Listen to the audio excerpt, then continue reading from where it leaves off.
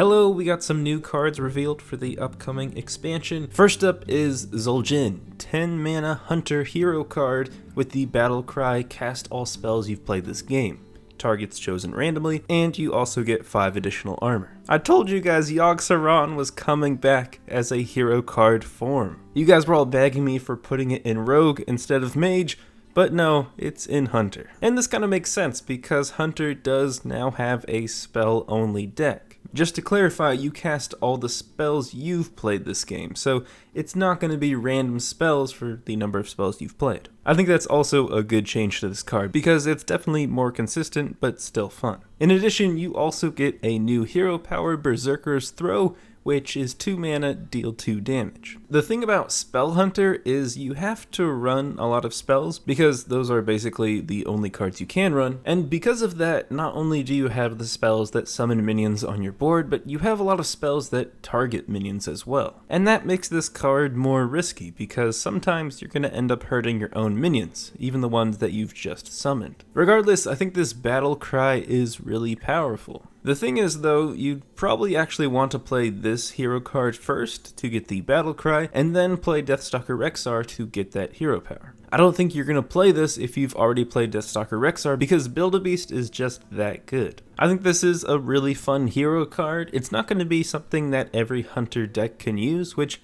maybe is kind of a good thing for a hero card. We'll have to see what type of tier Spell Hunter falls in this upcoming expansion, but either way, I think you'll be able to have some fun with this card. Up next is Bloodsail Howler, 2 mana 1/1 rogue pirate with rush and battlecry, gain +1/+1 for each other pirate you control. So this is a pirate for rogue, which is good because they've revealed a lot of pirate synergies, but not necessarily the pirates to back it up. If anything, I could see this being played in a more aggressive deck that just happens to run more cheap pirates. If you have 2 pirates out on the board, this becomes a 2 mana 3/3 with rush, and that's really good for aggro. I don't think this works with a card like Captain Hooktusk, but it does work with the other pirate synergies like Cannon Barrage and Raiding Party. I think if there's an aggro deck that runs enough pirates, then this could definitely see play. Up next is Mojo Master Zhe, 6 mana 5/5 neutral legendary with the battle cry, set each player to 5 mana crystals. It basically lets you restart the ramp down to 5 mana. And 5 mana isn't that low of a curve, but it prevents more controlling decks from playing some of their best cards. A good example is Mage, which has their board clears at 6 and 7. I think for aggro, the 6 mana 5/5 obviously isn't that good, but if this card can prevent your opponent from clearing your board, then it's probably going to be worth it. As annoying as I think Druid is, and some combo decks like Shadowwalk or Mechathune, I don't think this is really a suitable solution to counter those decks. In a way, it's meant to limit the number of cards your opponent can use, and support maybe cheap and more aggressive cards. But I think it's really expensive, and because it kind of hinders both you and your opponent, the effect can only help so much. And still, even if you do reset your opponent to 5 mana, pretty quickly they'll get back up to the mana they need in order to contest your board. The question is, how many turns is this card going to buy? And personally, I don't think it's going to be that effective. Although maybe if you're able to get a ton of copies of this into your hand or deck, that would be really fun to keep the game at 5 mana. Next up is Snapjaw Shellfighter, 5 mana 3/8 neutral minion, where whenever an adjacent minion takes damage, this minion takes it instead. So a good example is, let's say you have 2 taunts to each side of this minion, then when your opponent attacks into those taunts, this is going to take the damage instead, and even after they kill this, they then still have to deal with the taunt. Likewise, if they use a board clear, all of the damage to the adjacent minions is going to be dealt to this instead. So a Flame Strike is going to deal this 12 damage and leave your other 2 minions unharmed. Basically, any deck could take advantage of this card. Using my example, maybe a Taunt Warrior could use this to then keep their taunts alive to either buff later, or just to make it extra annoying on their opponent. If you have a taunt with a higher attack than just 3, then basically with positioning this card, you can give it the health to last longer and possibly deal more damage to your opponent's minions or make them use more resources. While you can use this card defensively, you can also use it aggressively by having a minion out on the board, playing this minion adjacent to it, and then attacking with that valuable minion to instead deal the damage to this minion. It allows you to save your more valuable minion resources. Now, the big issue with this card is that for 5 mana, these are pretty bad stats. I like that they put some thought into this design of a neutral minion, but I don't think it's going to see any play.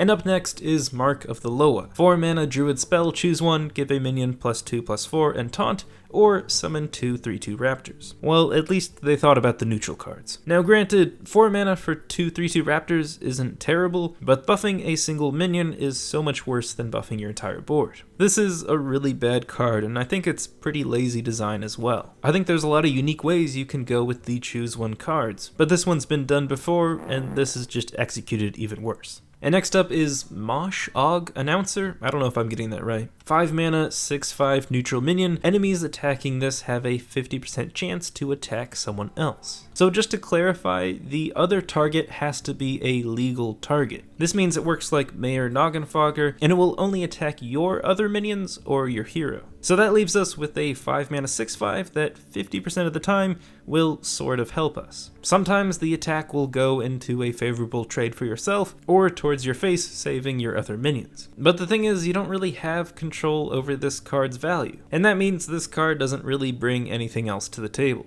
Maybe it sees play in Arena, but there's no way this sees play in Constructed.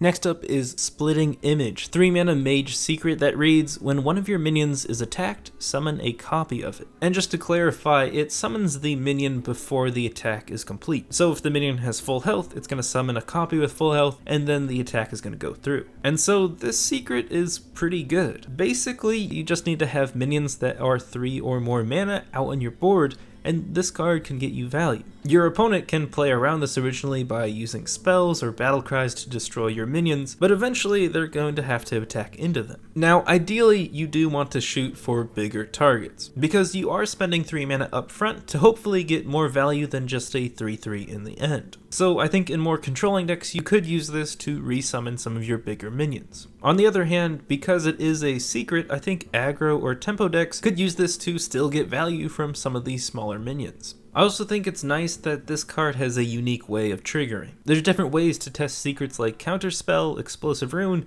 and now this card. Splitting Image does a good job of being competitive and useful in a lot of mage decks, while not being an auto-include into every deck, and still promote some fun gameplay. And last up is Spirit of the Rhino. 1 mana 0/3 Warrior Spirit with stealth for 1 turn. Your rush minions are immune the turn they're summoned. There are a number of rush minions that Warrior easily fits into their deck. Imagine buffing Darius Crowley to a 6/6 instead of something like a 6/3. Again, the immune only works on the first initial turn where they attack with their rush, but it's going to end up leaving your board stronger. So while Warrior definitely does run rush minions, I don't know if they run enough to warrant playing this card and trying to draw some 2-card combo. The best bet for this card is a tempo rushing warrior, but I think most likely this is not going to see play. Alright, those are all of the cards for now. I'll be back tomorrow with some more, but until then, ta-ta.